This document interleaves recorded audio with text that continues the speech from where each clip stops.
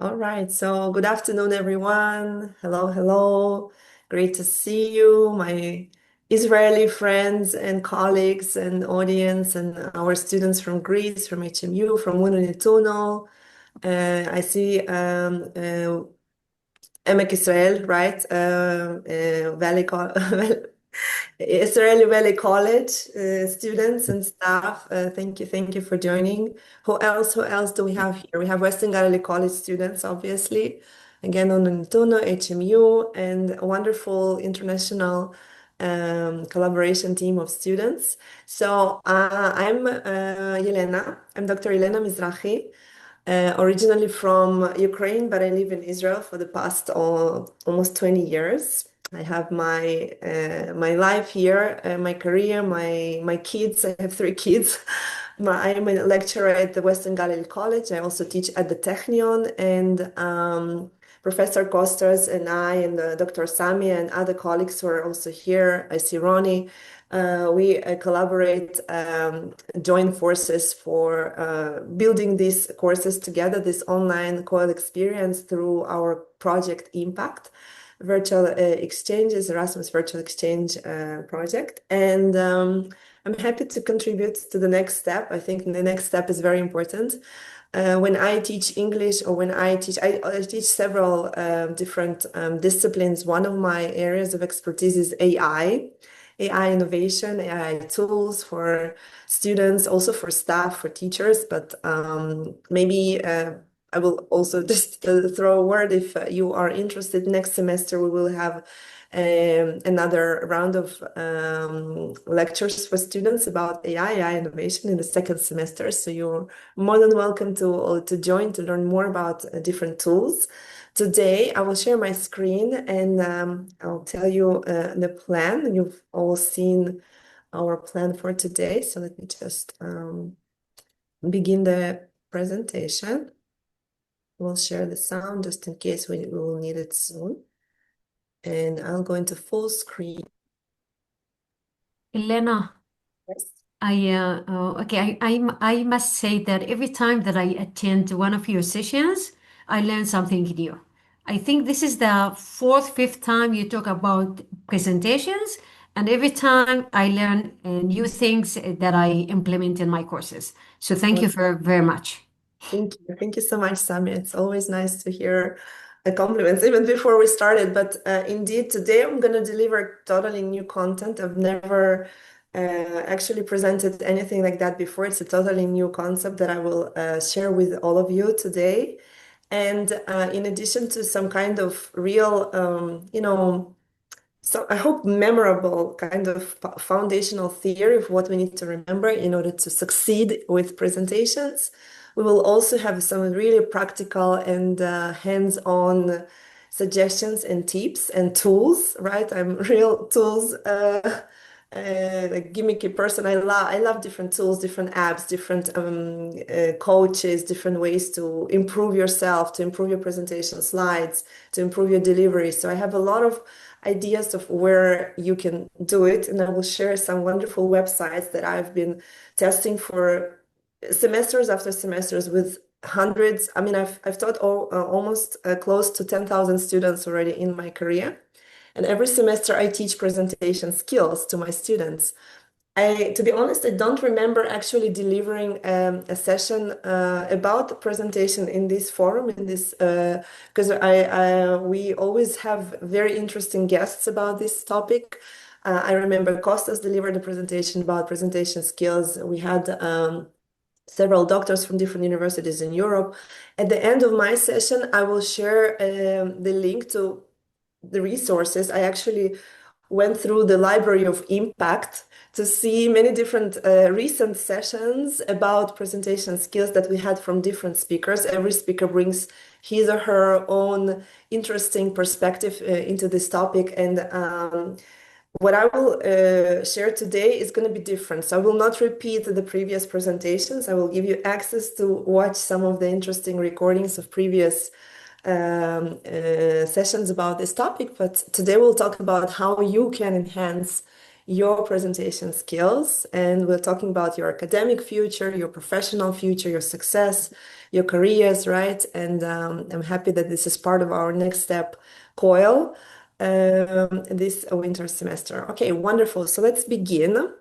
I will just again repeat my affiliation. I'm Dr. Elena Mizrahi. I'm teaching English and also different other things, technology, AI innovation, digital skills, digital literacy, soft skills, all kinds of things in the Western Galilee College in Israel. At the Technion, I have my own company, Virtual Exchange Center, that is part of the consortium for this project. And I'm happy to talk about this topic today with you. So the reason why presentation skills matter, I think I will begin with some reasons. And they are obvious. I will be asking you questions very soon, but just to start off the discussion, I think it's very important to actually master your, this art of delivering nice presentations of public speaking because it's a sign of leadership. It can, even though not everyone wants to be a leader or needs to be a leader, it still can help you, okay? It helps persuade people, convince people with your ideas or exchange ideas in a powerful way. It can help you with your career, right? The next step, career, employment, advancement. You may get a better job. You may advance yourself at your job if you know how to present, how to deliver presentations well. It gives visibility to your opinions, to your content, to your expertise, to your knowledge, and it's very important. This is how you share your knowledge, and it builds confidence. None of us, maybe if some people are born confident and successful and charismatic, but actually this is something that is like a muscle. Okay, so delivering presentation actually builds your own confidence, which helps you advance in many different ways in your career. So let's begin with the Kahoot. It's Kahoot time. As you see on the screen, I will share a link. We will begin with a little introduction, a few questions that I have for you, some brainstorming, some getting to know each other, to see your background in terms of your expertise and your previous experience delivering presentations, public speaking. I will share the link to this Kahoot in the chat like this. It's going to be really easy for you to join if you just click on the link in the chat. I hope, by the way, I'm again apologize for my voice. I'm not 100% healthy, but I hope you can hear me and that it's clear. So the link to the Kahoot is in the chat. Maybe also in the response to my introduction, can you drop in the chat whether you can hear me well, whether the connection is okay, whether my accent is understandable, you can understand what I'm saying.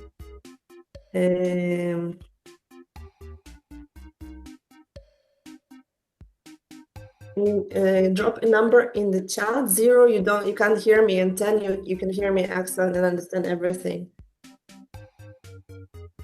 100%. Can you say in the chat, please? Yes, okay, thank you. Okay, so the sound is fine. Excellent. All right, so we have 42 participants on the Zoom call, and how many are inside Kahoot already? Let's see. 31, right? Nice, very nice. Okay, so that was fast. 32. Okay, I'm giving you another 10 seconds and we start. Let's say 5 seconds. All you need to do is click on this link in the chat. I'll drop it one last time in the chat like this. You want to join now. Thank you. 3, 2, 1, and we begin right now. Okay. You may got offline, online, that's fine. We'll see. Now, the first question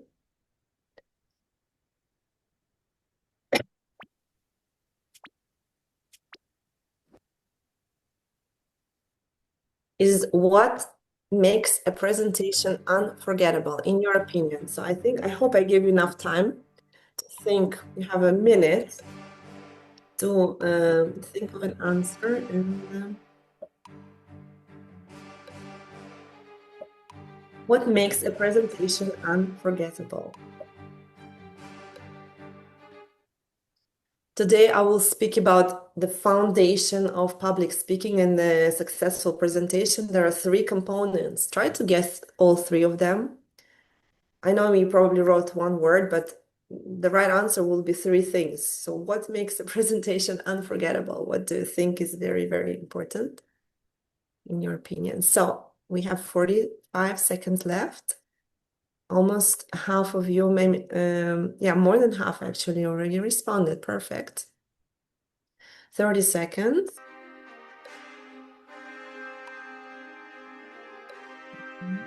What makes the presentation unforgettable?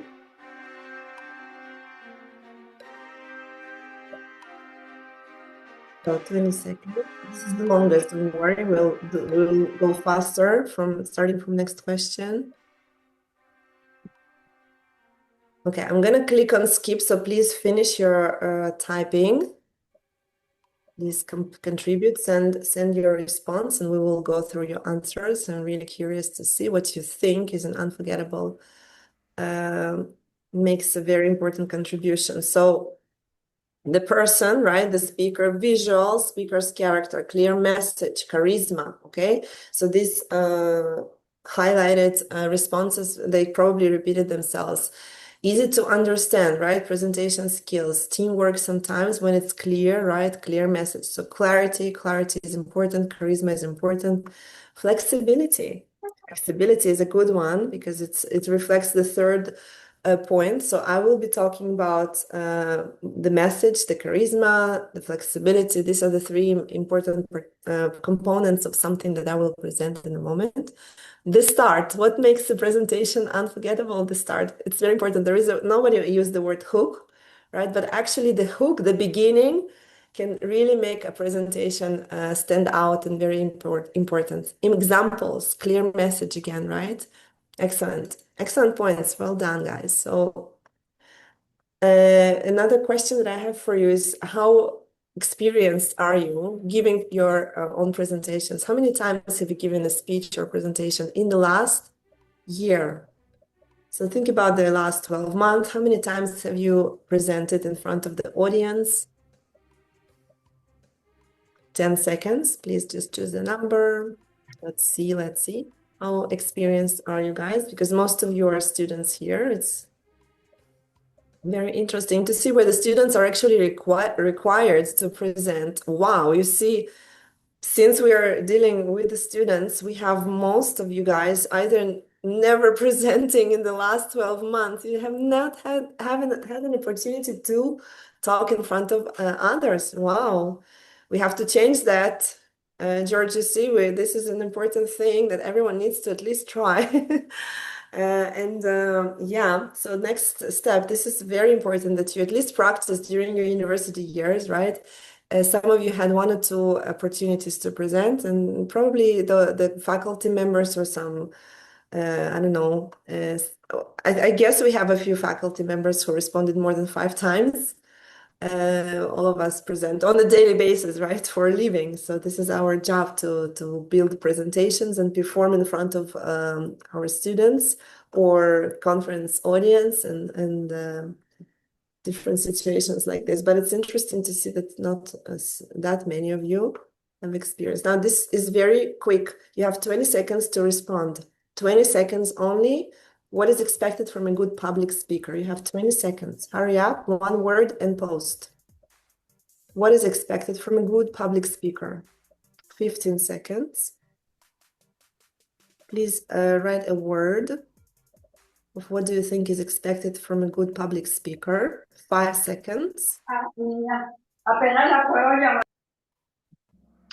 And 30 answers. You were quick. 30 seconds, 30 responses. Okay.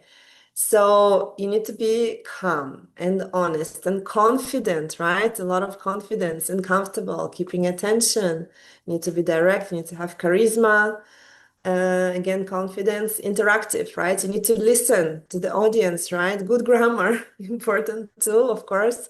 Interesting points. Very good points. Okay, so the next question is true or false. You might have a great speech prepared, but it might not come across if your audience is not feeling engaged.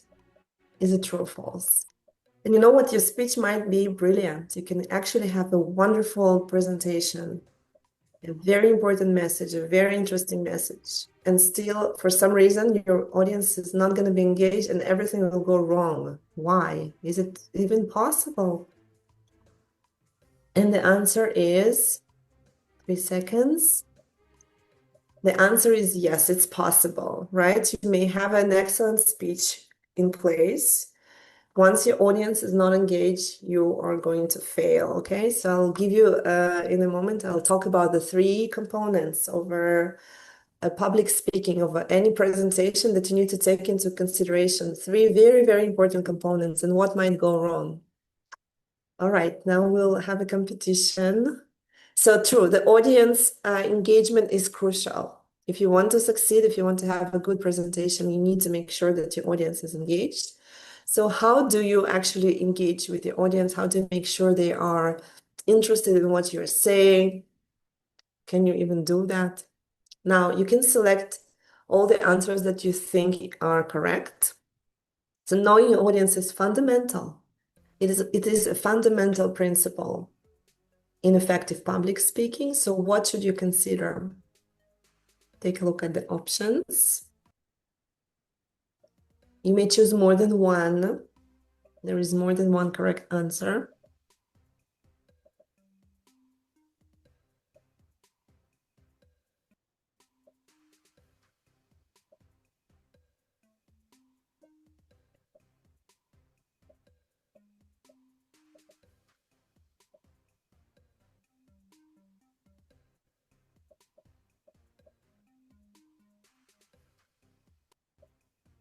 Okay, let's see. Okay, so believe it or not, all of these are correct answers. There are no incorrect answers. So all of these are very important. So you need to take into consideration the level of your audience, their educational background, their cultural background. You need to take into consideration their prior knowledge, because you don't want to talk to the people who already know about the topic and repeat the same thing that they already know, okay?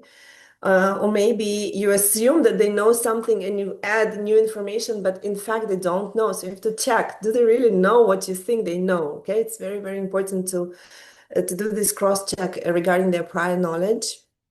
And of course, you want to consider their interests, their hopes, right? It's very important. All of these are important components.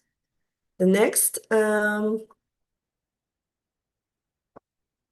point here is that engaging your audience enhances their learning experience, okay? So it's not only about you delivering a successful presentation and feeling great about yourself. You have to always think about the audience and think how they can actually learn from your speech, right? From your public speaking, from your presentation. Otherwise, again, you will lose. So let's see what else can be done. Research shows that when people hear information only, when we just listen, you're likely to remember only 10% of that information after 3 days, okay? However, if you listen and combine it with an image, with a visual, right, with a relevant image, the retention goes up. 65% will be remembered 3 days later, okay? So this is based on research. And What happens maybe, after 3 days, you may still forget everything, but without and images, you will definitely not remember even after 5 minutes. Yes, Samia, sorry. yeah, and maybe if we think about action-based learning. So students, anybody learn by doing. You Mhm. learn by doing things. I mean, just imagine like giving a presentation and asking your audience to do something Yeah, with what they listen to. I yeah. think that's important too. Passive listening is the least effective way to kind of deliver your information. If you want the audience to understand what you want to say and also kind of remember it, You have to enhance, the message with visuals. Thinking about corporate world, for example, not everyone here is interested in teaching, right? But you all might need to present at some point in a business meeting, right? In your company, to your bosses, write a report, present something. You have to think about visuals, okay? Presentations. And I know from experience, students do not realize it. The importance of visuals is like super important, right? It's not just about text. It's not just about info. It's very important to support everything with graphs and pictures and illustrations. So visual aids can improve the impact. So what do you find most important? You can choose more than one. What do you think is the most important aspect of visuals? Is it the variety of visuals, including images, diagrams? Is it the relevance of the image? Sometimes sometimes you see images that are just very bad quality, right? The pixels don't match. The images, like all of these matter. They're very, very important elements. Okay, maybe keeping your visuals simple because you don't want to overwhelm your audience with a lot of like text and visual and charts and tables and numbers. Like it's also a little bit complicated. You want to make things simple. So let's see. Okay, so only four of you, like 12%, said that bullet points are important and short phrases rather than lengthy paragraphs. They are crucial, actually. If you put something on your slides, it needs to be really, really short, okay, concise, not a lot of text. The variety of images is also important. And of course, you need to make sure that the images are relevant. So all of these are important elements when it comes to visuals. We're almost done with the Kahoot. So when used effectively and thoughtfully, humor can enhance your message, establish a connection with the audience.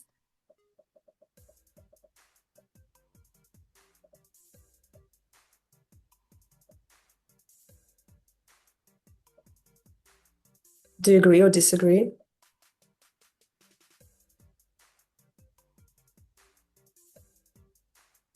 Let me guess, I think you will agree.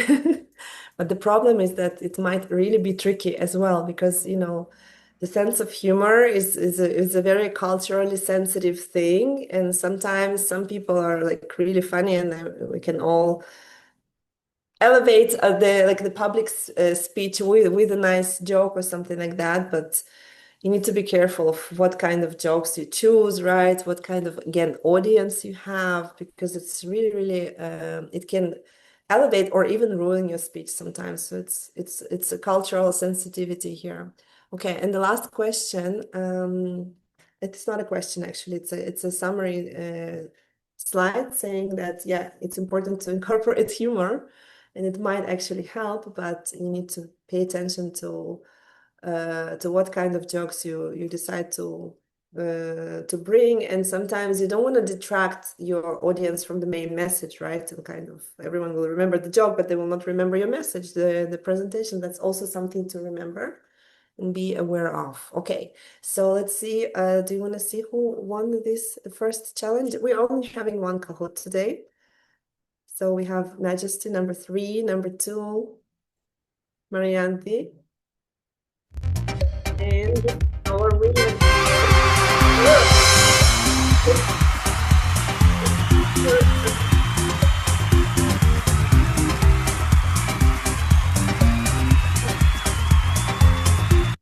My slides and back to the full screen. Congrats, George. Like everyone is excited for you.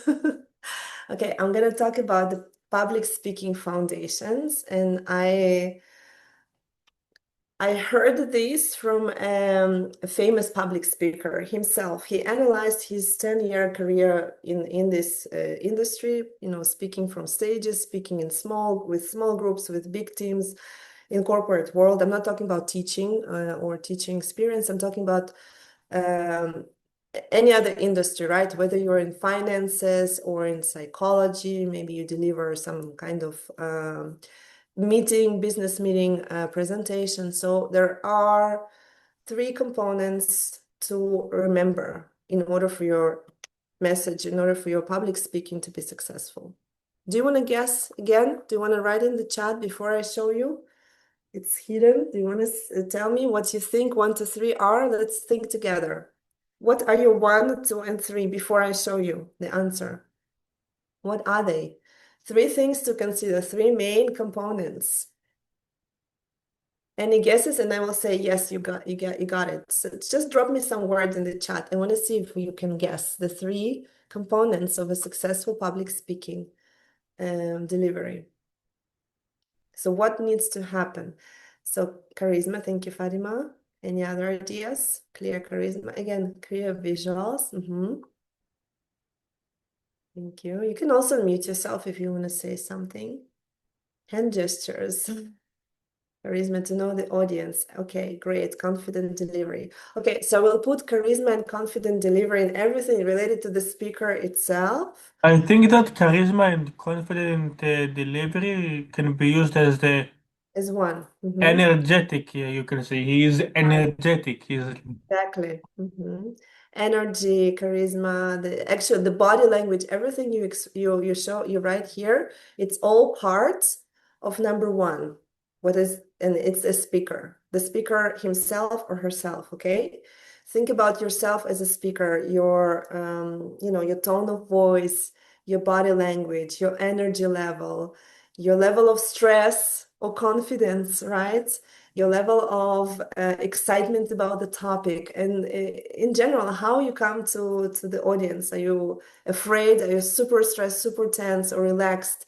Are you happy to be there? Like, think about mindfulness, right? Your actual mindset and preparedness to speak in front of people. And it's very important. People underestimate it. It's very important how program yourself. Okay, I'm going to present. And many students are very stressed. They're afraid. A lot of people are a little afraid to speak in front of the audience. And sometimes you can be afraid, you can be stressed, but if you practice, if you have, prepared, sometimes it doesn't even show. I've witnessed brilliant, brilliant presentations by my students, and they were 100% super super successful presentations. And then after the presentations, the students confessed that they were so freaking out and almost fainted and this and that, and sometimes students cry, really, like emotions. But yeah, this kind of speaker component is number one. Number two, no, somebody mentioned it, it's interaction and the audience, right? So knowing the audience is number two. I'm going to show you. And number three, I'm still not showing you what they are. I'm just saying that all of these are very important. All three are very important. And if one element is missing, the whole presentation collapses. It's going to be a disaster if something is missing. You must have these three pieces glued together. Remove one and everything tilts. So what is it? It's the speaker, it's the audience, right? The speaker's connection to the audience and how much emphasis and thought is given to who the audience is. So what is the last thing? What is the last thing? Thank you, Fatima. I say I'm going to comment in a sec. What is the last thing? So we have the speaker, we have the audience. What is left? The third component. I want you all to think. The speaker is number one. The audience is number two. What is the third most important thing? Thank you. Okay, you're getting there. You're getting there. Yes. The actual content, right? The actual presentation, your actual message, right? The content, the organized presentation, both of you are correct. Equipment is secondary. That's important too. But yeah, it's a part of the content. It's a part of the delivery. The actual time is also less important. The most important three components are the person, the audience, and the content, right? The actual slides, the message, right? You can call it the message. Okay. I also wrote a phrasing because I believe it it It reflects. it is not just what you say, but how you say it. There is Absolutely. a. Mhm. I think that somebody said tone. It's about really the same. your tone or the word you are using Mm-hmm. can make a difference. If you use simple words, you could sound, how do I say it, Mm-hmm. indecent. Or again, if you use other words, you might sound assertive. Mm-hmm. Hmm. Okay, so the foundations are here, 1, 2, and 3. Number one is you, the speaker. You have to enjoy yourself, right? You have to bring energy. So number one is the energy, the charisma, the preparation. You may be freaking out. It's not contradictory. You may actually be really scared, excited, freezing, but still, if you bring this positive energy or positive kind of thinking and mindset, being happy that you're doing it, right? Praising yourself and giving your best. This will show. This will definitely show, and the speaker, um, you as a speaker and your energy will actually conquer the audience. Number two is actually the audience. You need to appreciate the audience. You need to learn about them, build some kind of connection, try to listen to them, right? It's not only about the speaker. So when, some of the presentations are just speaker centered or teacher centered or whatever, right? The person comes, they're so happy about themselves with a lot of charisma. They just deliver their message, don't even care about the audience, and it shows. And the presentation will fail if there is no connection, no kind of trust and listening, right? Mutual kind of understanding. It's not gonna work. The last one is the content, right? You said, and my advice is get obsessed with content, right? You have to nail your message. You have to go deep and master the material, choose the wording. Everything you said is absolutely accurate, right? Not much text. Decide which words to choose to deliver your message, right? um, time yourself, take care of the equipment, or everything that relates to the content is very, very important. So I have a few more. These slides are stuck for some reason. 1 second, let me find out why. Okay, now it works. Now it jumped. Okay, I'll just go this way. Okay, so the 3 essential elements, right? As I said, the number one is to enjoy yourself, right? Is the speaker element. Bring energy, your presence, your charisma, be yourself. Sometimes, okay, not everyone is charismatic. So what? Are they going to fail delivering a presentation? No. I don't expect all of my 60 students. I have sometimes classes of 60 plus students, and everyone has to deliver a presentation in class. Do I expect them to all have the charisma? No, but they need to bring themselves and at least the positive vibe, right? This kind of vibe and energy, and just being yourself, be relaxed or even be stressed, but don't be negative towards others, right? It already shows when you enjoy the moment, try to enjoy it, right? I always ask my students, try to enjoy the moment. Even if you think it's scary, public speaking may be a real, transformational for everyone. So try to enjoy, and it will only elevate your presentation, and the audience will enjoy it as well with you. The next point is appreciate your audience, as we said. And by appreciating your audience, we need to think about multiple things, right? You have to respect their time. So if the presentation is scheduled, you need to begin on time, right? You have to make sure that they pay attention. And if someone like that, the attention is kind of flowing, right? That they don't disappear from yours. There is kind of eye contact. You follow and make them curious, right? Make it for them, okay? Make it about them, make it with them. So this is the idea of working with the audience. And it's not only about, again, teaching it even in the business meeting, right? When you come to a meeting and you think about your audience, your colleagues, think about how you deliver the message for them, with them, and about them. And finally, the content, you have to nail it. You have to become an expert in what you're saying. You have to go deep. You have to do your research. You have to read something extra. You have to really invest in the quality of content that you present.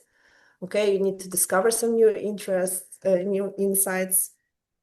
once you find something that wows you, okay? You have to find an aha moment and say, oh, wow, I haven't thought about it. I like it so much. I want to share it with people. So find this amazing content that you want to share. Because if you're bored with what you're saying, everyone will be bored, right? So find this interesting thing that you want to share with others. Structuring a message is very important, right? Intentionally. You have to think about questions that you will ask. You have to think about metaphors, quotations, the flow, the tension, surprise, maybe some gamification. All of these are very important when it comes to content, okay? Now, so these are the tips. Again, I will do a little repetition here with foundation number one when we talk about enjoying yourselves, right? I just want to repeat that authentic passion captures attention.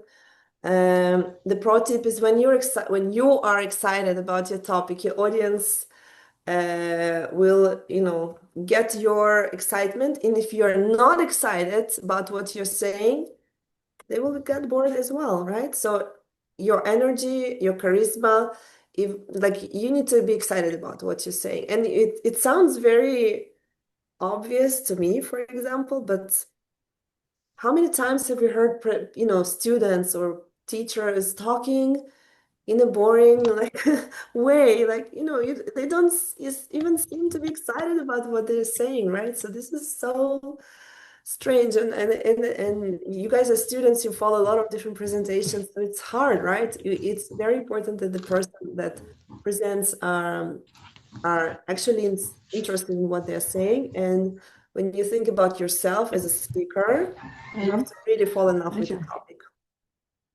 Is there a question or was it a mistake? Okay. No, I agree with you, Elena. Every time that I go to class, I'm a teacher. So I think about how am I going to do it more than what I want to talk about. I mean, first, I have a topic in mind, and then it takes me time to think about how am I going to teach it? How am I going to engage my students? So yeah, we struggle with this as teachers. Yeah, it's very important. So the second point is audience, right? You try to genuinely be interested in your audience. And it's not something obvious. Again, imagine students, right? Presenting in front of their peers, or you in a business context presenting to your colleagues. It's not obvious that you are genuinely interested in what other people have to say about you, about the topic. So it's really like a kind of thing that you have to think and Okay, let me imagine go your again. audience and think about. Maybe we can talk about enthusiasm also. Yes, When Maria. Mhm. yeah, sorry. No, I was thinking when you say that you have to know your audience, you have to include also your enthusiasm. So I don't know, the emotion of others. You have to know the emotions of others. Mhm. Maybe not, you are not really interested on that, but you have to show that you are naturally empathic. Yes, Yeah. that's very important. I agree. So when you and I will show you some examples after that. So what happens when there is no real interest from the speaker point of view, right? So maybe the speaker is excited about the topic and maybe they prepared a nice presentation.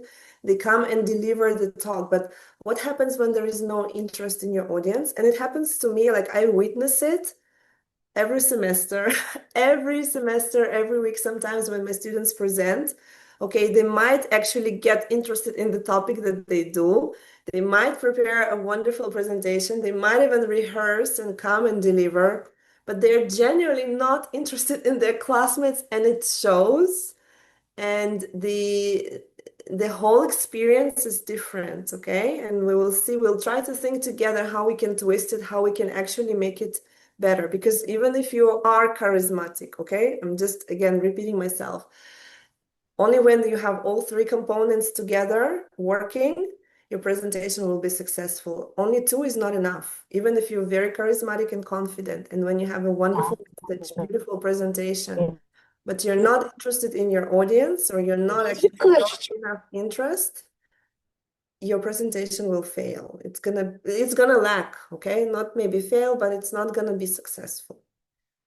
So the last point is get obsessed with content, right? So what again it means, it's you master your the topic of the presentation, get ready to answer some tough questions. So, go deep in research, research beyond your slides. Okay, get ready. Sometimes when you prepare for this presentations, a good piece of advice would be to actually predict the questions that will be asked by the audience. And this is something that I was taught by my PhD supervisor before going to my first conference. She said, we need to predict what questions we will be asked. And we did predict. We even created the slides that would help us answer the tough questions from the audience. And you know what? The strategy works. And now you guys live in a new era, because when I was doing my PhD, there was no ChatGPT, there was no AI. So we literally needed to predict from our imagination. Now it's even easier. You can ask ChatGPT to predict some tough questions for you, okay? And you can have all the different interesting questions and even answers to those questions prepared in advance if you really prepare for an important presentation. You can also try and understand, you need to actually know the why behind every point. Don't just, throw random facts and talk about things that you're not genuinely interested in. I always tell my students, if you don't know how to pronounce this word, if you don't know 100% what this sentence means and why you're saying it, don't say it. Remove it. Only talk about stuff you know and you can explain and you're passionate about, okay? Because when it's no passion, not enough knowledge, then it's a waste of everyone's time, okay? Only talk about stuff you understand. So take your time to get and understand something. Any questions about any of this so far? Or comments? All right, so let's continue then. We have a lot of tools also to explore. So I want to have enough time to go. So again, I said that these are the three things that are foundation, right? What happens when one or more of the elements is missing? So all three elements are extremely important. They work together, right? The speaker, the audience, and the content, the message. So what happens if something goes wrong? Let's check together, okay? Number one, when we only have charisma, when the person is confident and they're a wonderful speaker, right? And they have the knowledge and experience and everything, but the other two are missing, right? They're not interested in their audience and they didn't prepare good slides, but they're very charismatic. What happens? You might just, come and have kind of fun, very little fun, because it's entertaining to see someone charismatic, right? But nothing will happen. It will be shallow, right? No deep message. The audience will feel that there is no substance, right? No message delivered, no deep preparation invested.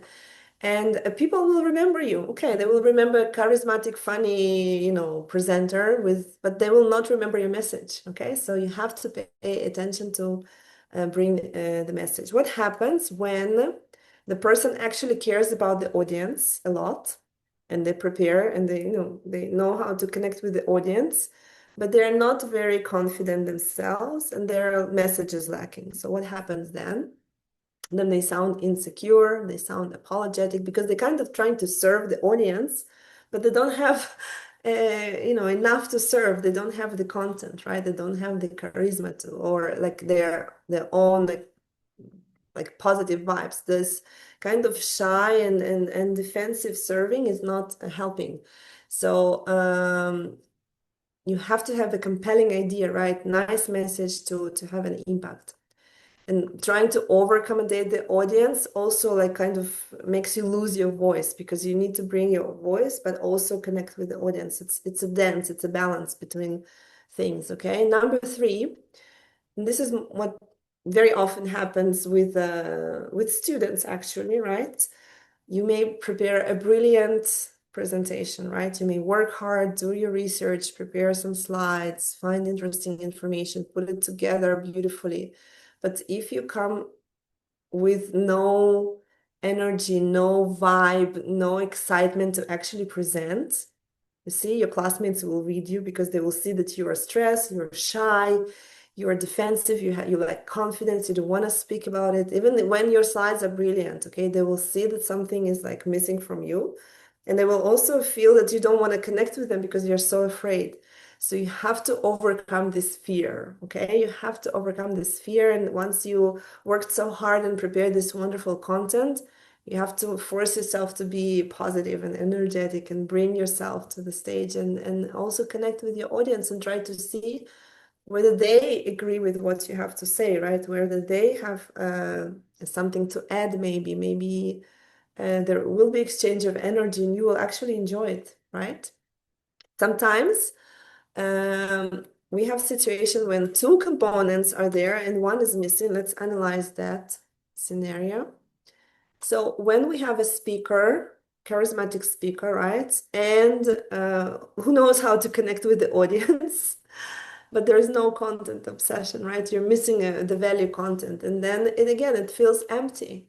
It's very motivational, right? You see the energy, you see the connection with the audience, but when there is not meaningful content, it's not going to work.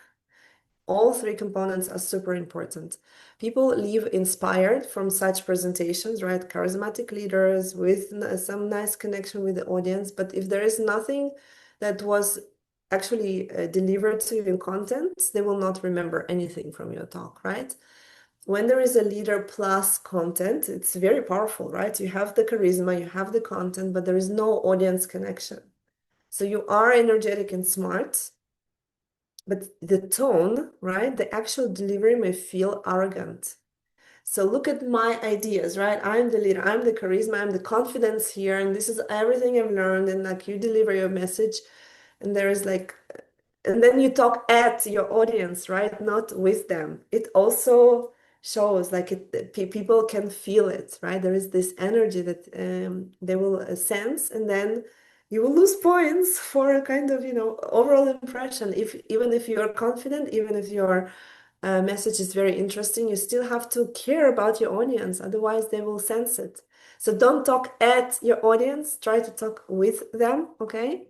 They admire your confidence, but they don't emotionally buy you, right? They will not emotionally connect. And this emotional part is important for memory, for reflection, for impact, okay? Number three is like the third scenario is when you have the connection with the audience and you have the content, but again, you lack the confidence, right? You lack the charisma. You don't really want to present because you don't like it. So the content is excellent, the audience feels respected, but the delivery will feel either heavy or flat. You may actually appear boring because you kind of want to deliver, but you don't really want to do it, and then they feel it, right? So you lose emotional influence. Again, when you lose something emotional, you lose, it becomes less memorable, even when the content is gorgeous. So it's a tripod effect, right? It's what I call tripod effect. All of the three components are extremely important. Two elements create a better experience than just one, but it's still incomplete. All three must be there in place for your presentation to work. Remember the rule: if something is missing, the whole presentation may collapse, actually, right? So you have to enjoy yourself. This is rule number one. Rule number two, you have to appreciate your audience. And rule number three, you get obsessed with your content. Enjoy, like, love it, research it, do very deep analysis, and all three every time. Okay, and once you have all three combined, this is what actually creates a memorable experience, okay? You will remember this presentation. You will remember this human connection. You will have this deep understanding of the topic. Once there is this emotional connection, like a little bit of humor, a little bit of charisma, and the intellectual impact, it just explodes, okay? And again, this is a talk that people will remember and talk about afterwards, right? Now let's talk about how. How do you actually structure this content, right? So we talked about the importance of your inner readiness, right? The confidence, the importance of you caring about the audience, not speaking at them, speak to them. And now, how do you actually do it in terms of structure your presentation?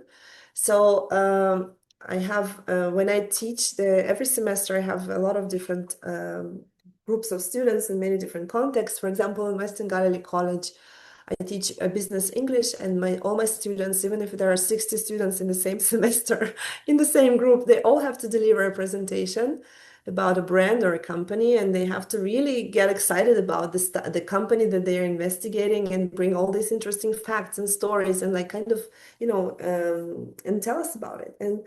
And I'll show you briefly some instructions that I show to my students. And these are the important components of their presentation, right? So there must be an opening, like the part where you grab the attention of your audience, okay?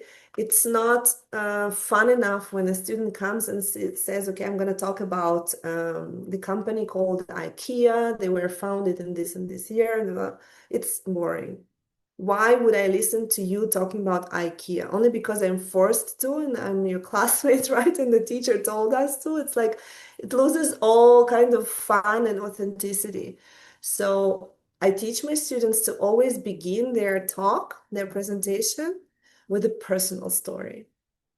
Okay, first of all, tell us who you are. Okay, tell us your name, what you're studying, like tell us a little 2 sentences about yourself, and then connect to the topic of your presentation. Say why you want to talk about IKEA. Okay, I love, I don't know, like since I was a little girl, I always loved building, I don't know, Legos and compiling. And so when I grew up and I started living by myself, I started buying furniture from IKEA because it's really affordable. And I've always loved, putting these things together myself. And that's why, I got so excited to talk about this company. And then I discovered so many interesting business analysis. So I'm really, really excited to present this brand and talk for the next 3 minutes about IKEA, okay? It's a different opening. Like you talk about yourself, you connect the audience, you give a little bit of story. You may even like make things up. Sometimes you have to come up with a story and deliver a presentation. I'll give you another example for a fun opening. I remember it like from the previous years. One of my students began her presentation with a story that she remembers her childhood in another country. She was born in, I think, in Russia or in Kazakhstan or something like that. And she remembers those summers at her grandma's summer house with the chickens in the yard. So one day they decided to do an experiment and they caught a chicken and they cut its head and it started like bleeding and blood all over. And the story was so colorful that I still remember. I don't remember.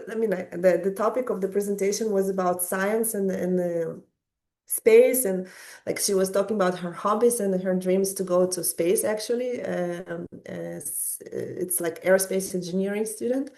So, but I remember the story about the chicken, right? It was not related in a sense, but so visually, like, everyone got wow, like, and we all imagined that, and I still remember that, right? So think about something that will grab your audience's attention.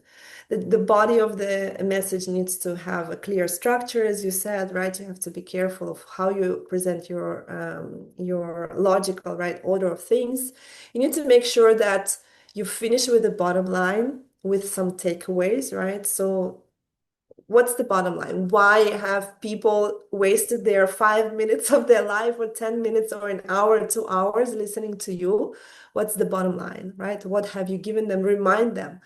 The actual delivery is very important. When I instruct my students, I tell them that they don't have to rush, because when the students are nervous, they start speaking really, really fast and mumble and and their body language they have to relax.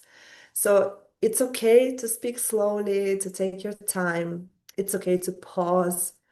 This is how you actually engage with the audience, right? You may ask them a question and then you need to wait for them to think, maybe raise their hand. It takes time, okay? So it's not awkward. It's normal not to rush. It's not always about like finishing everything fast, right? Sometimes we want to pause, slow down, and have a conversation, and it's also part of a nice delivery, right?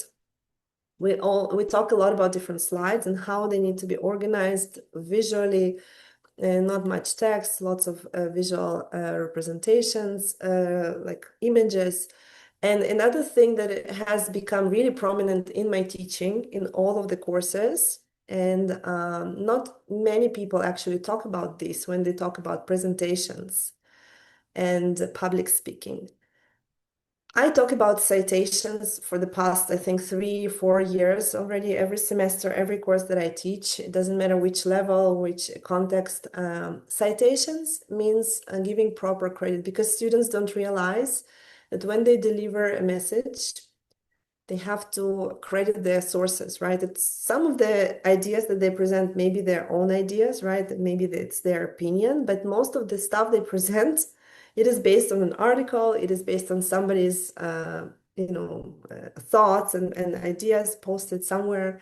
Even when they watch a YouTube video, they have to cite which YouTube video it has does this information come from. A lot of you are now using AI everywhere, right? Even when you do your own research and collect information.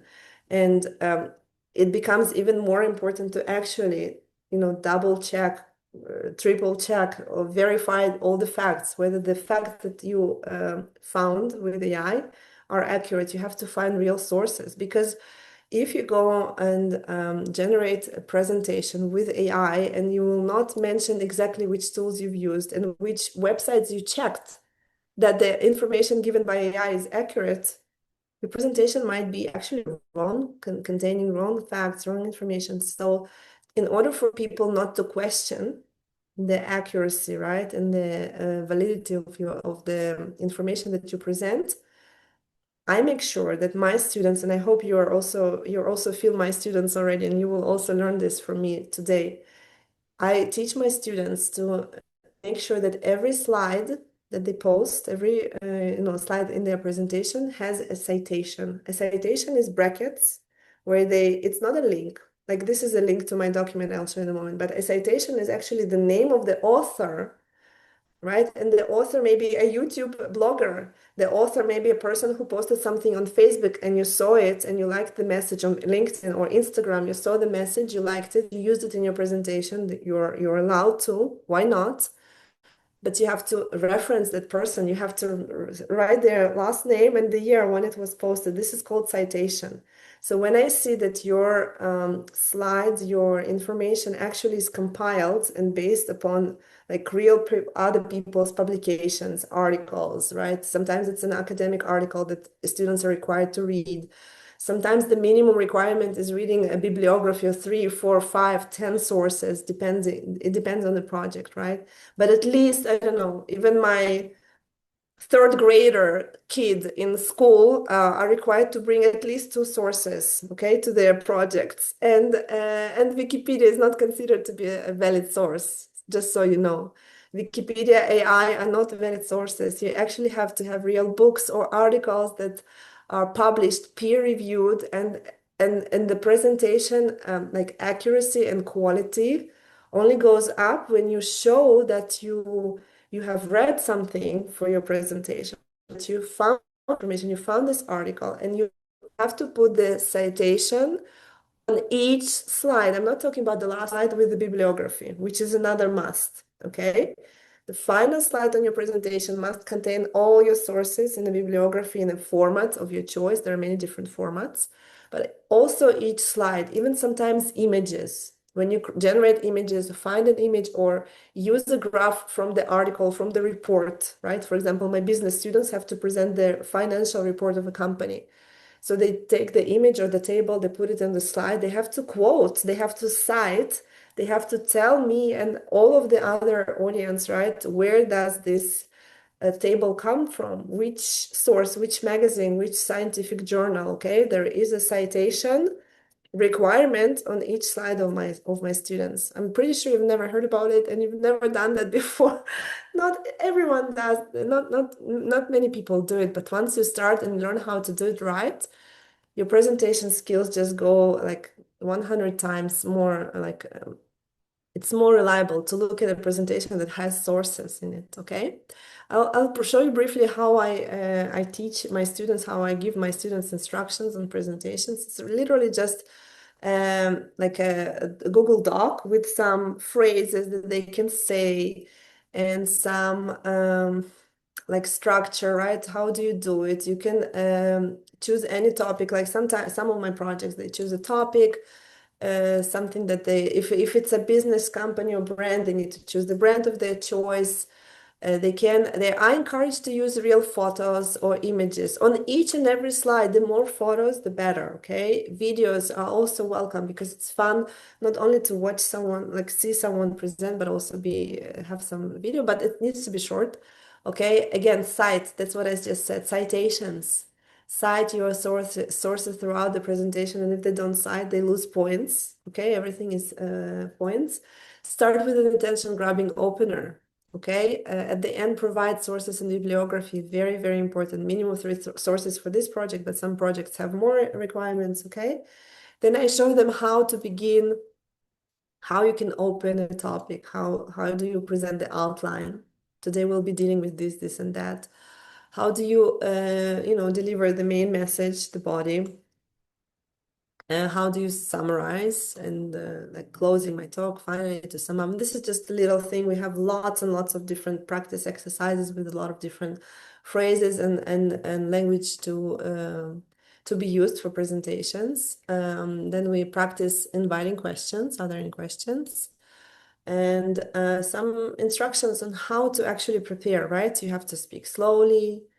When you present, speak clearly, speak loudly, try to, well, audibly, right? Not everyone has a loud voice.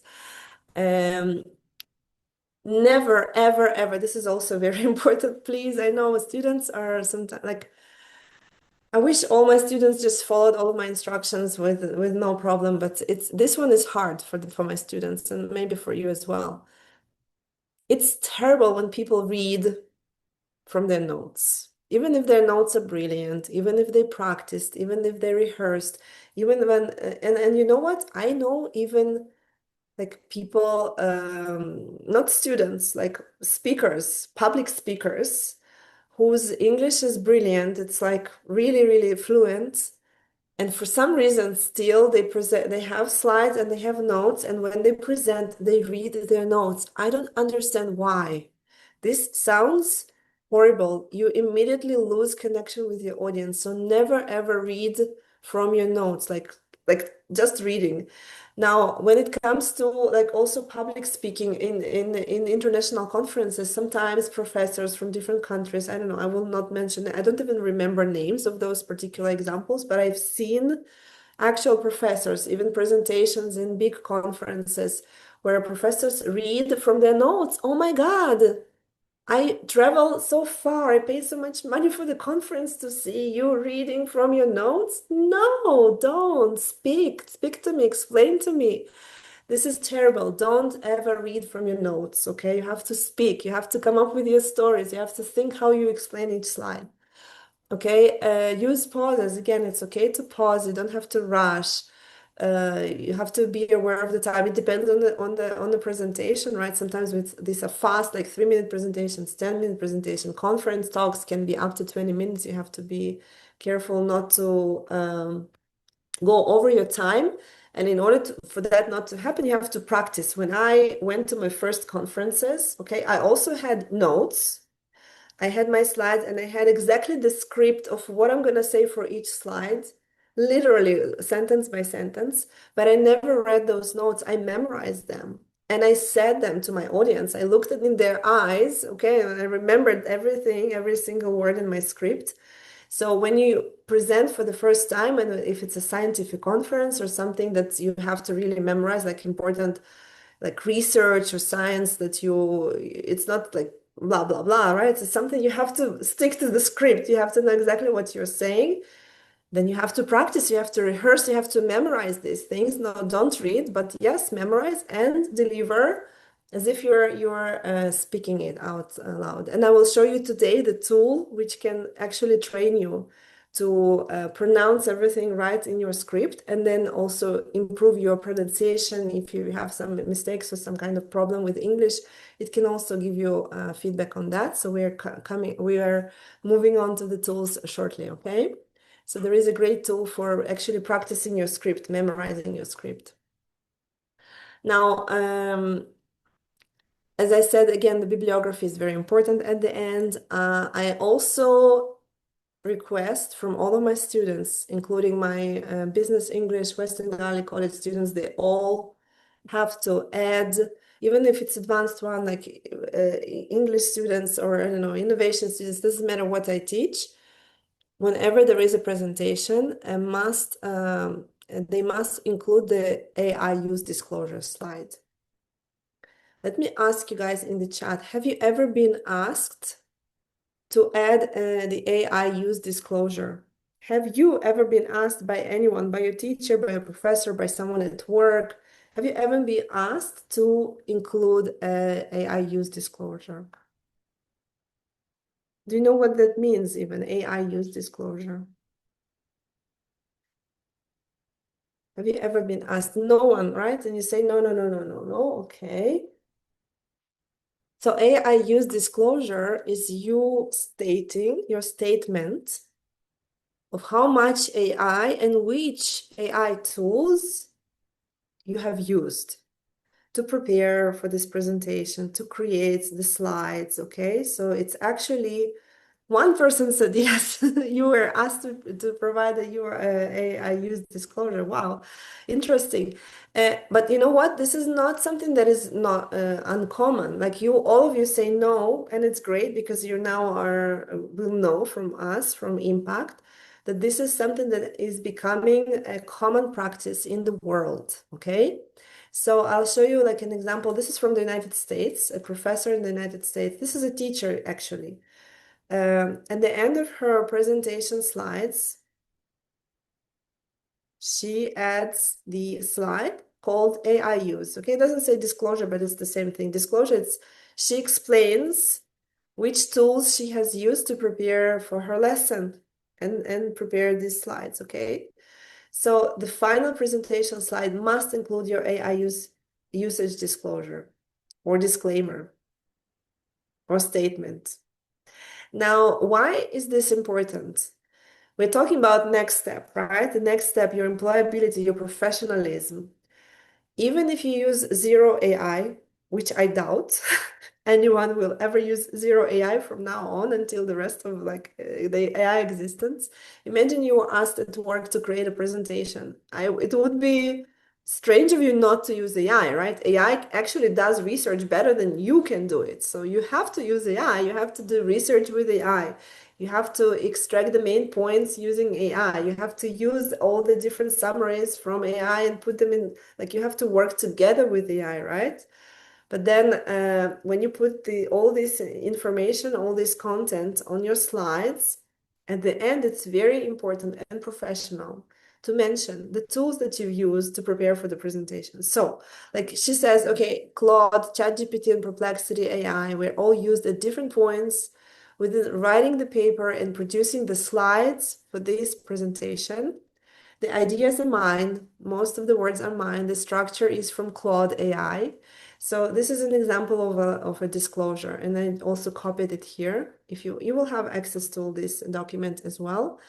And then I developed the 24 variation, again, using AI, not myself, right? I asked AI to help me and generate some additional statements that students can copy and paste into their, slides, into their projects.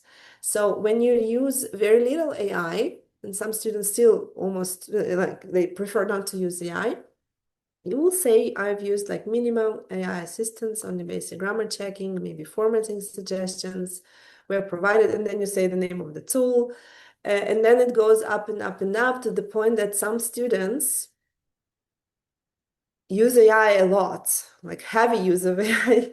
And they literally copied this statement saying this presentation was largely produced with AI assistance, saying which tools, okay, you can say ChatGPT and some other things, with the human author's role focused on content validation, which is important. You have to acknowledge and state it that, okay, this is heavily produced by AI, but I was there to actually validate and double check and fact check and cross and critically assess the information that AI gave me. Because this is your role. You're the presenter, you're in charge, you're responsible for the content. So, this is this component number 3, right? We talked about the speaker confidence, the care towards the audience. I think this is also care. When you care about the audience, you have to be transparent. You have to be honest with them, showing to your audience that you've used these AI tools and giving them the names. It's actually caring about them, right? It's being honest with them. But it's also extremely important for your professionalism, and saying that you have validated the content is extremely important. If you use AI, you have to check that the AI is not bullshitting you, and you will then bullshit your audience. You have to be very, very, very careful, critical. You will use AI, but you have to validate the information with the real sources. You have to add those sources to your actual slides to prove that you've checked and you've found this information also online in different sources. And then and at the end, you will also state within your AI statement how much AI was involved in this work. You see, these days I can see people, the quality of my colleagues' presentations, my students' presentation has changed drastically. Everyone is using AI, and you can see it. But there is a huge difference between a speaker who just delivers an AI-generated content and the speaker who delivers an AI-generated content that they were in control of, that they verified and validated, right? But also they acknowledged that, and they said, I did that, and I checked that, and I used this and these tools. So there is a huge difference. And those who know how to do it, again, this will be your step. This will be your step up. Do you guys agree that this is important? Let me ask you, because maybe you disagree with me. Say zero if you think that it's not important. We don't have to mention if we use it. What if I don't use AI? Then say in your statement, zero AI was used in this presentation. I will not believe you, but it's a statement as well. And say yes if you agree with me, because I think it's 100% super important. It elevates your quality, your professionalism, your trustworthiness. Your audience will trust you more because they will see that you are honest. They will see that you know how to use tools. They will see that you care about them and you check what AI tells you, because you can't fool, right, your audience. They know that everyone's using AI. It is super important. I want everyone to respond. It varies between 9, 10, and 8. I think it's super, super important. I know this is not a skill yet that you've learned, and I hope you will take this into your next presentation whenever you have to present next. Just add this slide at the end. Surprise your professor. I promise you, any person, any boss, any manager, any colleague or teacher, professor who sees this, even in the conference, they will be surprised. You will get bonus points just for doing that. They will learn from you. This is the right way to do things in academia. Elena, Yes. sorry for interrupting. I see we have a raised hand from Maria Elena. Yes, please. Maria, go ahead. No, no worries. Actually, you already answered to my question, because I was ready to ask you if it is more professional to say that you used a lot of AI for your presentation or just a little. So what is better? I mean, actually, you already answered. I don't think there is a right answer to this. I think the right answer will be to be honest. So if you use a lot of AI, like 100% AI, like if the whole thing was done together in collaboration with AI from the beginning to the end, then you say a lot of AI was involved in this, but I've used these tools to verify and validated the information with these tools, and you will add all the citations. So it's important to acknowledge you will not actually say like heavy use, right? It sounds kind of negative, right? But this statement, this presentation was largely produced with AI assistance. It's an honest, transparent statement that you've used a lot of AI, but then you also acknowledge that you worked hard validating and double checking information. And then, well, in this case, when my students copy the sentences, when they actually, I'll show you another tool that generates slides for them, Gamma. They literally get a topic, they give it to Gamma, Gamma gives them the slides, and then they just study the slides and go and deliver. Like they don't even check. Again, this is changing because I now require, it's part of their evaluation to actually validate the content, because Gamma makes things up. AI produces financial reports and numbers and profit and losses and number of people, all like made up. So you have to validate. And they would write, yeah, this was largely produced. In my case, the only way I see that it's not important, only when my students use it only for practicing speaking in English, when we don't care about the facts. We know that everything they say may be a lie and incorrect information from AI, and we actually talk about, and again, I tell them, so don't believe what you're saying, because this might be all wrong. You're just practicing your English. That's okay. We made up some sentences and we're practicing this. But if it's a real presentation with real content, and people are using AI a lot, you have to make sure you provide real sources. And you also mention which AI tools you use while preparing. It's very important. So this is, I think, the end of my instructions with my students. So then I give them, maybe there is one more page where I give them some additional useful expressions for their presentation. And we're practicing this in many different interesting ways, different games. Now back to my slide. This was about AI. As I said, transparency in the era of AI. It's very important to ethically acknowledge your AI use in your presentation. And now I'm gonna invite you on a presentation journey with practicing the rule 1, 2, 3. I hope this is something that will stick in your memory, because whenever you are asked, like, what is the success formula for your presentation, it's not only the content, right? It's not only the person and the audience is important, but how important it is. Extremely important. All three of these, this triangular, right? The speaker, the audience, and the content are extremely important. I showed you the important components of the actual content as well. And now let's actually build some skills with some tools, right? I told you that you are not born great presenters, right? Great presenters are made with practice. So you need a lot of intentional practice to actually improve these foundational principles. So let me show you some excellent tools that will help you improve your presentation skills. All right, so, and then I will also give you some resources from Impact. Okay, so we will begin with Gamma AI. Are you familiar with Gamma AI? I will show you briefly what it is. Say yes or no in the chat. I'm dropping the link in the chat. So I'm going to show you 6 amazing resources.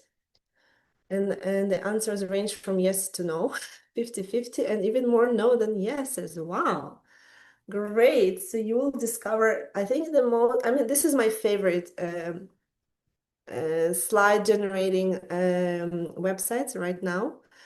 So if you ask me about the flow, I deliver presentations on a daily basis, lots and lots of different topics, sometimes new topics to me. I actually experiment with new ideas, new research areas. So I do my own research, deep research. I actually study, read papers. I read a lot. I actually receive a lot of academic articles. I read them, and then I also read with AI, and I process them, and I write my own outlines. So I never ask Gamma to actually generate the whole content for me. I prepare all the different, outlines and my own thoughts in advance with the help sometimes of some other AI tools. But Gamma is this. Let me show you Gamma. Gamma is the website where you can build a presentation from scratch. I'll just click on the create new because I want to show it quickly. So when you follow the link that I shared in the chat and log in with your account, first of all, I think it's a referral link, so you will receive some additional points for signing up through my link. You can also go to Google and search for Gamma and not use my referral link. It's also up to you. But once you are inside Gamma, you have the option to generate something from scratch. So we use this presentations, right? It's generated from scratch presentations when I need students just to practice speaking, okay? Just literally to practice their English. We need some slides so they have a topic to talk about.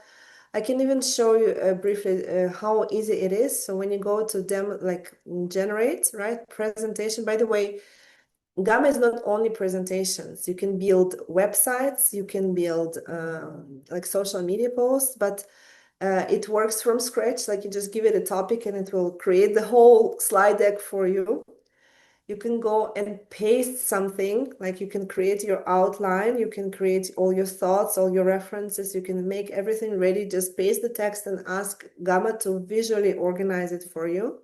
You can also import an article or insert a YouTube video and ask for a presentation. You see, it works with URL, with links and files.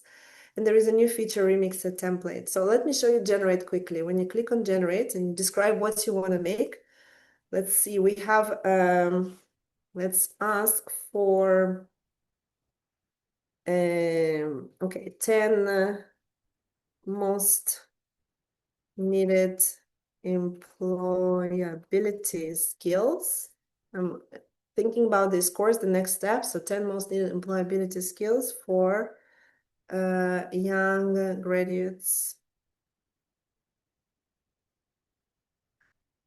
Maybe not so young, but mostly you guys are very young.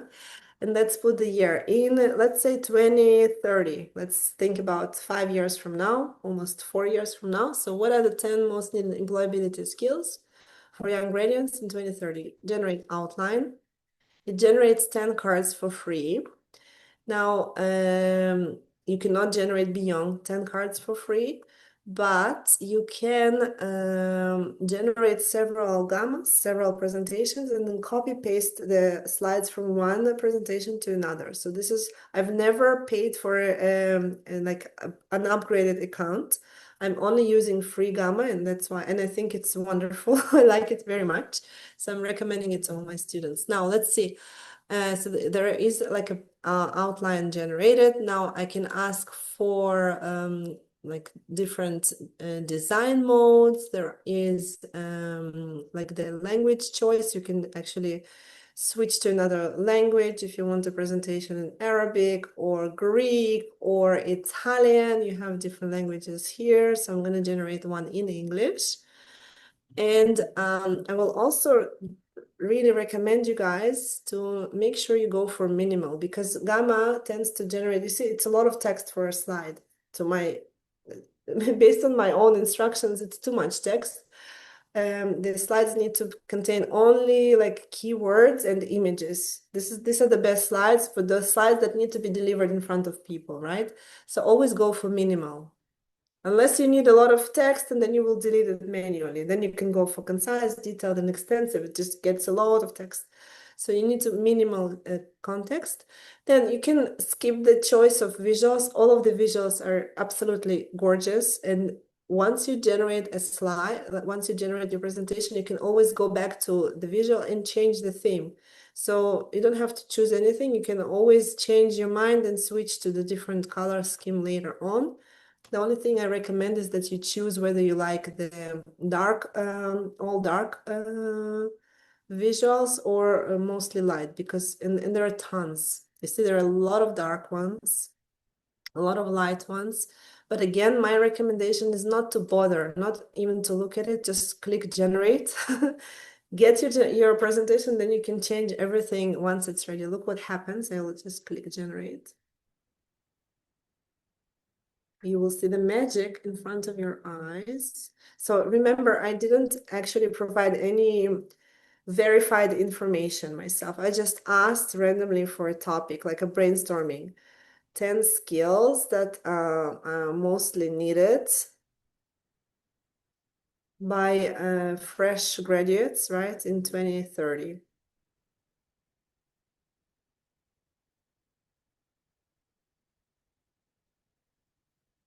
Look what's happening. Magic is happening. It's just generate. And by the way, you see, again, to my taste, again, based on my instructions, this is too much text, way too much text.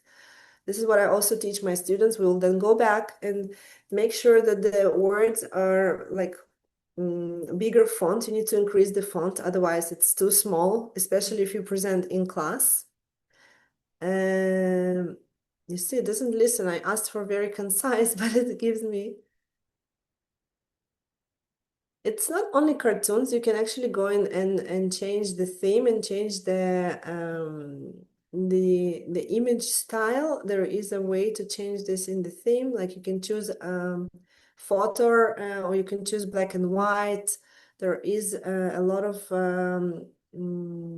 where is it? Well, if you go to the new one, but inside the theme, you can change your custom preferences, okay, from standard to like if you go to custom, you can change to different like even you can create your own new theme, but each theme has its own kind of thing. Sometimes it's really cartoony, but sometimes it's not. Sometimes it's like real people, okay? Or you can ask for a specific style anime or something black and white, and it's all free, and it's really nice. Well, in terms of the amount of text, it's too large. It's too packed with text. You see, you can present here. You can go full screen and start the presentation. So 10 most needed employability skills for fresh graduates in 2030. And you see, I have no idea where these percentages come from. So I don't trust this. I don't trust this, okay? So when my students, it says at the World Economic Forum, okay, I want to actually see it. I want a link. So when my students present and when I grade this, I make sure that they go to the World Economic Forum 2025, they check these percentages, and then they add the link as citation on the side. And then it shows actually that this is more reliable, because otherwise I don't trust it. It's going to be like made up, in my opinion, okay? Now, if you want to add additional slides, no, I'll just show you some slides. Okay, so this, you see, they actually organize information in, and they go like skill by skill, right? You need AI literacy, you need analytical critical thinking, you need resilience, flexibility, agility, beautiful skills, leadership, social influence, curiosity and lifelong learning, and so on and so forth. So there are lots of skills. This could be an interesting lesson altogether. And I just generated it from scratch with no real sources. Like it used something, but yeah, question, Kiki. Yes, I wanted to ask you, with this site, with this AI tool, can you upload your own information or bibliography and make it just a presentation, how it looks? And because it's Yes. beautiful, and to make it easier to presentate. Absolutely. That's the reason why I love the tool, because as I said, I don't like to actually ask for something from scratch that is not reliable, but I do use it myself all the time with my own verified information, with my own research. I just go into paste and text. Or you can even import your own presentation. So you can take your PowerPoint that is not so beautiful with some information that you prepared yourself, put it here, and it will reorganize and structure everything beautifully. In order for it to preserve the content, you need to make sure that you ask here, preserve this exact text. You have the option. Once you preserve this exact text with your references, with your wording, sometimes you use some kind of special style, it will preserve everything once you click here. If you don't, if you say generate from notes, it will start generating and expanding or like cutting things down, adding its own ideas. If you want to preserve, you have this beautiful option, and then you can play around with the design. So it's really, really powerful. I love Gamma. Okay, so this was tool number 1. Any other questions about Gamma? And again, 10 slides is not enough, but you can keep on pasting in text if you have a long like presentation of, sometimes we have like slide decks of 50, 100 slides, right? That's something that exists. So you will go and paste in text every time you generate 10 slides. But then if you need to combine, like to add slides, so you go to any of your Gamma presentations. Sorry, I'll go back. Let's say home. I can go to my 10 most needed skills that I just generated, right? And here on the side, I have an editing menu. You see, I have 10 slides. So it is limited. The free one is limited to 10 slides. But first of all, I can add additional slides manually, right? Or write a title and then just, generate additional. And it's already like in the same style. It will easily allow me to like You can also change the layout. If you don't like the statistics, you can go here and change the layout to, for example, circle and make it something like this. You can go and change the layout to steps or pyramid. It's gorgeous, isn't it? Right? You can definitely rearrange different, like visually your information here. You can add slides in between manually, and if you keep adding, like, pasting your text and generating every time 10 slides, you can then look what you can do. You can go here on the side, select all. You see, I just selected all. All of these now are selected. And I literally do copy paste, which is Control C. Look what happens. I do Control C and it says copied 11 cards. You see what happens? I just clicked on copy C. I copied all the cards. I go to my next gamma with another 10 slides and I can paste it here. And that's how I can add 10 and then 10 and 10 and 10. I can have a very long presentation with 50 slides, 100, no limit, like unless you run out of your credit, because there is a free credit limit, but this 10 slide restriction can be worked around like this, right? You can add additional slides manually and then also copying and pasting from one gamma to another.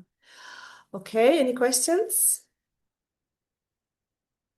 Right, so let's move on to another tool. This is another slide generating platform called Prezi. Prezi is not a new tool. It's a very old competitor to PowerPoint, okay? It's a different style of presentations with zoom in, zoom out. I don't think we have time to actually go inside and experiment. I will give you the link. If you're interested to sign up and check this out, because it also works similar with Gamma. You can and go and inside Gamma, you can, inside Prezi, you can also ask for a specific topic to be generated for you. It will work like that. I can show you quickly. It's the same like Gamma. I will just connect quickly. There is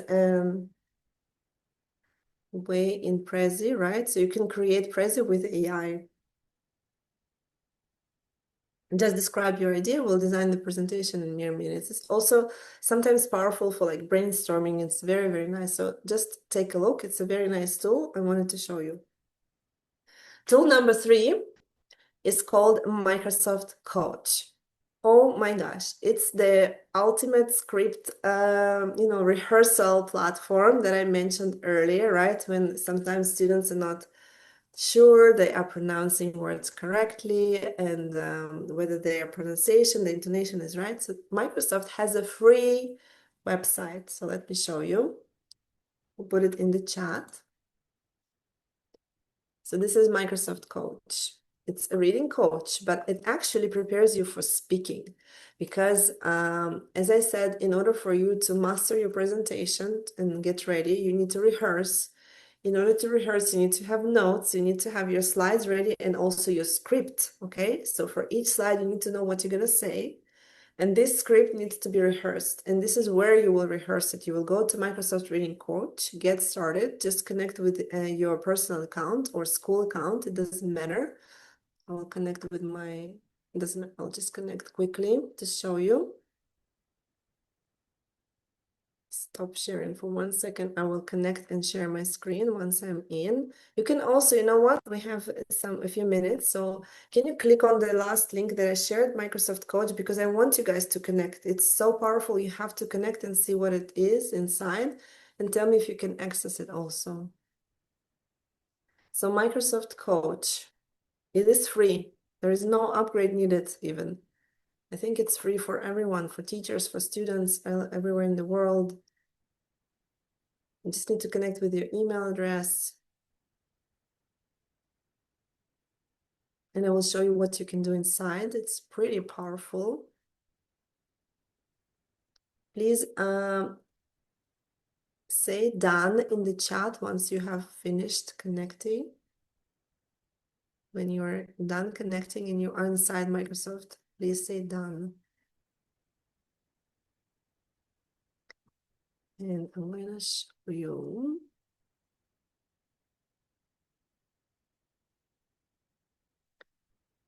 Mm.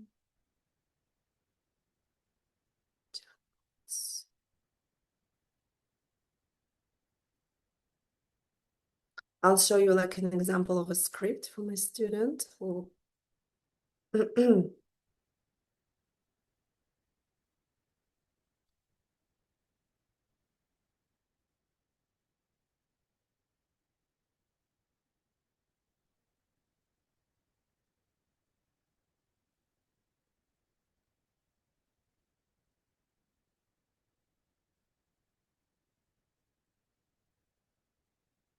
please say done in the chat when you're ready signing up for Microsoft Coach.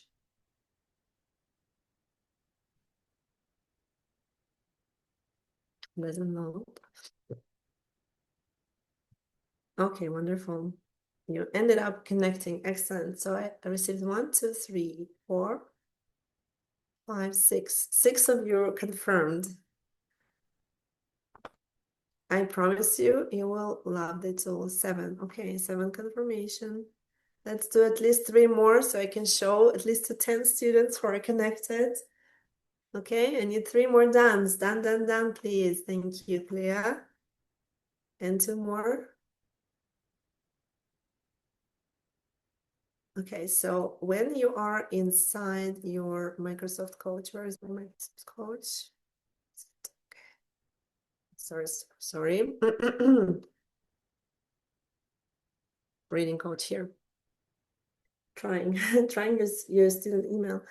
You see, Microsoft Coach will probably work best with any kind of Outlook connected account. So if you have an Outlook account, even though your personal Gmail may be connected to your Outlook. So in my case, I'm connected now with my personal account, with my personal Gmail.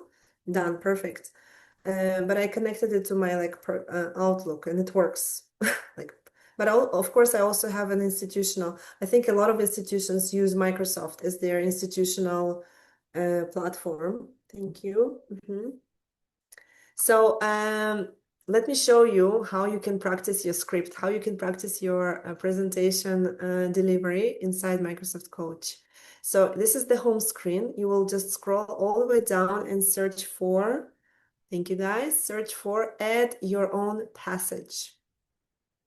When you click on add your own passage, it invites you to paste a passage. So what I'm going to do, I'm going to copy a little excerpt from one of my students' actual scripts of the presentation that he delivered in class. But let's say he wanted to practice, pronouncing all these numbers, all these difficult words, scientific words, okay? My presentation practice, you just have to give it a name. I would also be specific, because if you have several presentations, you would need to specify what presentation it is. What is this presentation about? It's about de-extinction. Have you heard about this term? So let's go. Next, let's imagine I'm the student who wants to practice before the presentation. Look what happened to that little text. It suddenly looks huge. And it's asking me right away, are you ready to read aloud? And I can start reading, but I will say not yet. Okay? I will not be reading out loud right away, because first of all, I want to make sure that everything is comfortable for me on the screen. I can make it, larger or smaller. So the program organizes your script as a teleprompter. It makes it very convenient for you to read from the screen. This is one thing it does. Another thing, you can actually practice listening to words before you read them and also pronouncing them correctly, or maybe even translating. Sometimes I know some of my students actually use AI. They use ChatGPT or some other AI tools to generate the script for them, okay? But then they don't even know how to pronounce the words from the script that the AI gives them. So this is the place where you can actually learn your script properly. So Microsoft Coach can read the words for you. Scientists. Can you hear that? Sometimes you even have an illustration of the meaning of the word if it's a new word. Unexpected. Isn't it cool? You can look at fossils. Fossils. Okay, and now, so after like going through the script, now let me try and read this myself and see whether I can read this accurately. So in the past, like maybe just even a couple of weeks ago, my belief was that you cannot get 100 in this tool. Like even native speakers will never get 100, right? They will read something and they will be like, it's very sensitive to like accent and all of that. But since I said that, I started getting hundreds all the time, but I'm not expecting to get 100, and I will probably make some mistakes on purpose. So you see how it identifies words that I don't know how to pronounce. So I will click on start reading. Start. In early 2025, a group of scientists announced something that sounds straight out of science fiction. The birth of 3 direwolf pups, an animal that's been extinct for over 12,000 years. But what really happens in this so-called de-extinction that everybody talks about, to understand how the direwolves made their unexpected return, we need to understand the science behind it. Scientists used ancient DNA from fossils up to 72,000 years old and combined it with gray wolf genes to create hybrid pups. Let's see how much I get for this. 94% accuracy, okay? So I got 94% accuracy. It counted the time that it took me to read this, and it identified the words that I mispronounced. Now, before you read it for the second time to improve your accuracy, you can practice the words that you mispronounce. Practice makes progress. Select any word to keep growing your skills. So let's see, I don't know how to say. When you're ready, press the microphone and read the word out loud. Wolf. Wolf. Your effort is showing. Great reading. Next, ancient. Ancient. Your effort is showing. Next step, practice. I can skip some practice and say I'm done, okay? And then after practicing the words that I didn't know how to pronounce, I will read again and improve my percentage. I see that you are asking me whether it's sensitive to accents. It is. So when you go and add your passage, you can choose the language. Where is it? You should be able to choose the language from, let's try and the language was here. Okay, I don't know, maybe I need to read a passage. I can go to my progress and go back to the passages that I already did. So my presentation so let's see if I can edit it. Practice word, read something else, read again. So when I go to read again, let's see, grammar. By the way, you can actually highlight all the nouns. You can look for all the adjectives. This is, I don't know if you need that. Maybe the English teachers will be excited about it. So this is the accessibility feature. I'm trying to find, because it used to be right here. When you enter your passage, you can choose the language here, but maybe play around with your account. It's not only, it is sensitive to accents, many different English accents. American, British, Canadian, Australian, and many others. No Greek accent, unfortunately. I know you have a special accent. Or Italian, also beautiful accent. There are also other languages that are supported by this tool. So it's not only for people who practice, pronouncing in English. So if you're a student who is studying in Greece, and Greek is not your mother tongue, you need to present in Greek, you can practice here as well. I think it's really nice and it's free. So any other questions? Did I miss any questions? George, do you want to help me with the monitoring? No, British accent. Yeah, there is a British accent support there as well. Yes, yes, yes. I'm using mine with an American accent, and sometimes I manage to get 100. So I'm excited that my accent is improving. Okay, so next tool that I wanted to share with you, we're running out of time, 10 minutes left, but these are exciting tools coming. So then the next three things that I'm going to share with you are also like so the last one is presentation checklist. The presentation checklist is what it is, the way it sounds. The presentation checklist is the checklist I share with my students.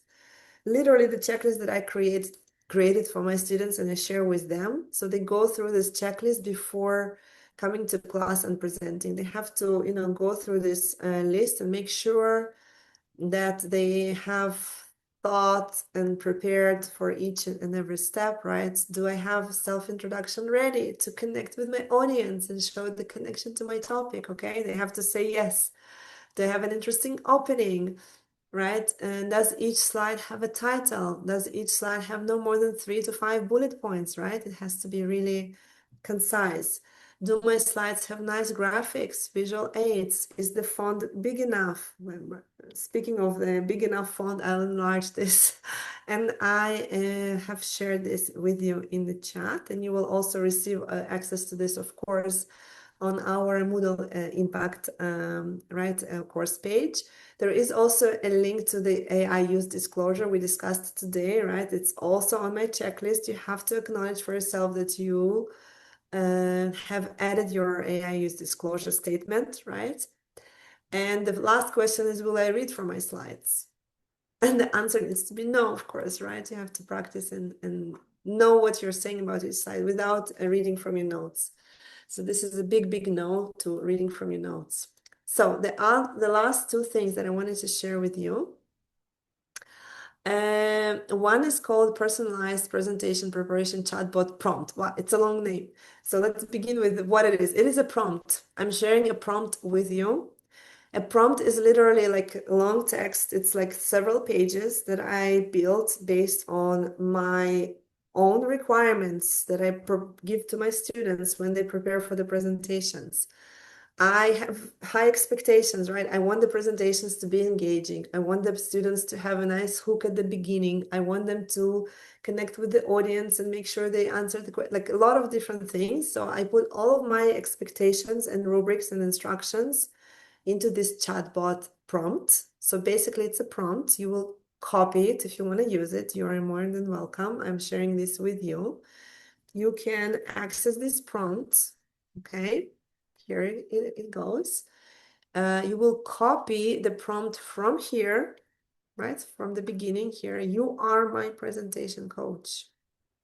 You will copy the prompt from here. You'll just literally go and copy and then paste in any AI tool of your choice. You can paste it in your ChatGPT, you can paste it in your Copilot, in your Gemini, in your Grok, whatever you use, just paste it in your AI, and it will prepare you, right? It's a personalized presentation preparation chatbot. It will prepare you for your next presentation based on my rubric, based on my instructions.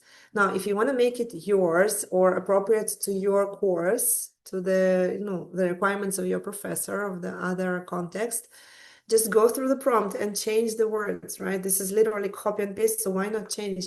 I wrote an EFL student, and I think many of you are EFL students, like you're students, right?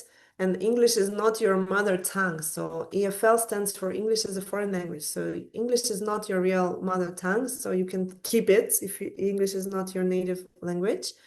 And then you can tweak the instructions. So I am giving instructions for a scientific presentation, but maybe you have another kind of presentation, maybe a business presentation, okay? You can change the word from scientific to business or to some kind of academic presentation, whatever, right?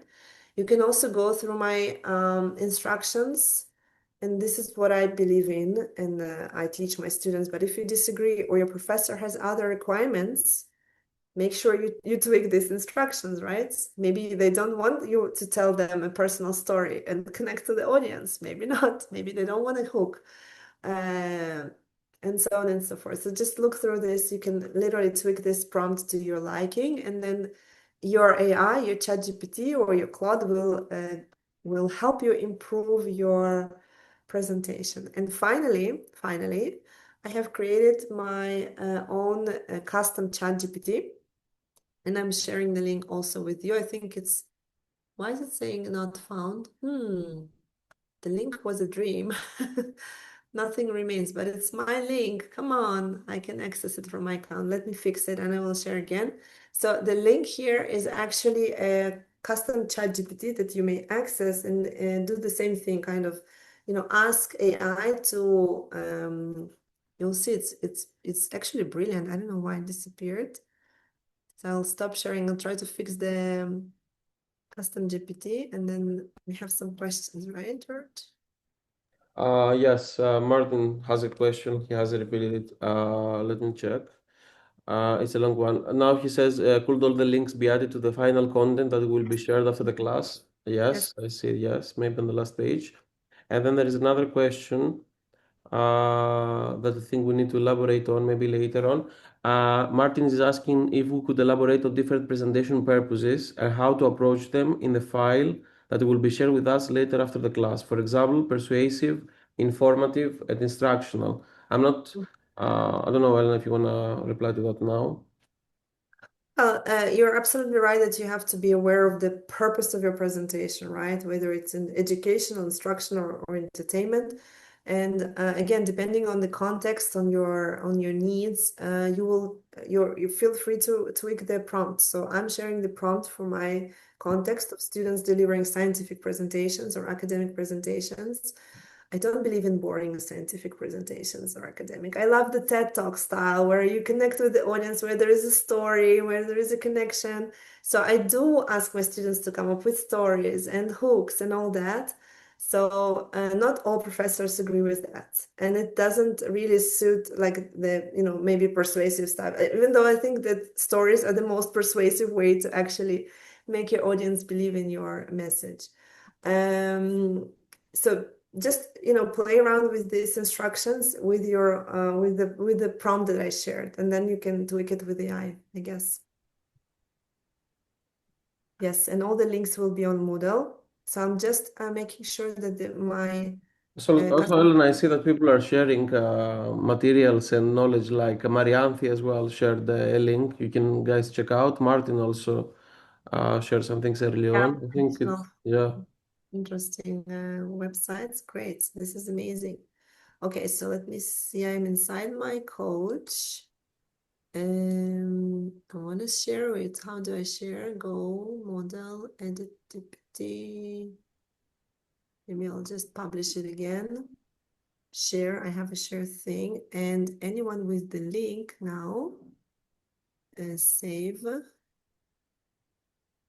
So anyone with the link now, I think it will work. Copy link. Okay, so I'll put it in the chat. And I'm right on time because we want to finish on time. We're 3 minutes before 7 and we want to finish on time. So I will now share my screen and show you this custom chat GPT, which I called my presentation coach. So this is a custom chat GPT. And a lot of people, like a lot of teachers and students come to me and say, Elena, how do we prepare for a presentation? Is there a magic tool that will listen to me and give me feedback? There are there is a presentation coach inside Microsoft as well. But honestly, I don't think it does what you expect. It doesn't actually give you feedback on your content. It can give you feedback on the amount of pauses and filler words and say and like it will give you this kind of feedback. It's not really helpful. I really wanted to come up with an idea where my students can actually nail the script, make the script like wonderful, like clear, meaningful, interesting, engaging. So I wanted my students to improve the content, right? To connect with the audience, to get more confidence presenting. And that's why I generated this presentation coach custom GPT. So it's an interactive presentation coach giving short practical feedback and rewrites. And this is what you can do. You can give it your full script. Like you can work on your script with AI and then run it through this ChatGPT and see what kind of feedback you get. You can ask to analyze your slides and suggest how to make the slides better, right? You can ask for help to rewrite your conclusion or something in your presentation. And you can also ask this bot to make language sound more natural, because you want to sound again, to connect with the audience, you have to make sure your language is natural, is spoken, right? And there are other things. You can ask anything else here, okay? You can attach your presentation and play around with this. And that's it. I mean, if we meet again in the next course where I teach AI, I will teach you how to create this custom bots. It's very easy. We'll do it next semester. But for now, thank you very much for your attention. And Elena, thank you so much. I actually really liked it. I didn't know that this coach thing that you shared with Microsoft, I had no idea it exists. yeah, So nice, so cool. Let me stop the recording. Thank you so much, Elena.